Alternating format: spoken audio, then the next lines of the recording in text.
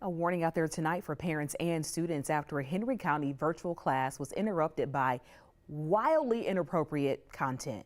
11 Alive's Latasha Givens shows us what happened.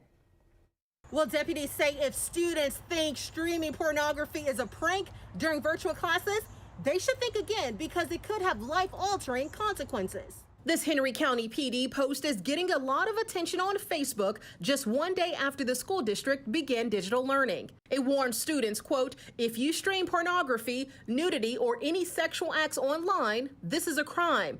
The school district told us the post was in reference to a high school student who shared inappropriate imagery during a remote class. We talked to attorney Paige Pate about the legal ramifications under Georgia law. Let's say a student shares adult pornography on a webcam or in any way connected either with school or in private, doesn't matter.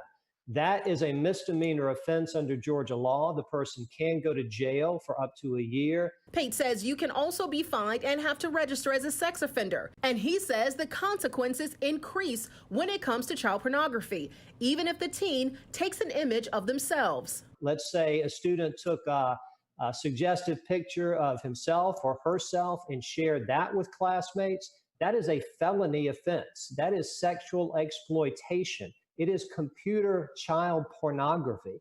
And Pate urges parents to be extra vigilant with their students' online activity, especially since now they have to be online for hours a day because of digital learning. He also recommends apps to track your students' online activities. Now, deputies tell us this case is being investigated and the appropriate action will be taken.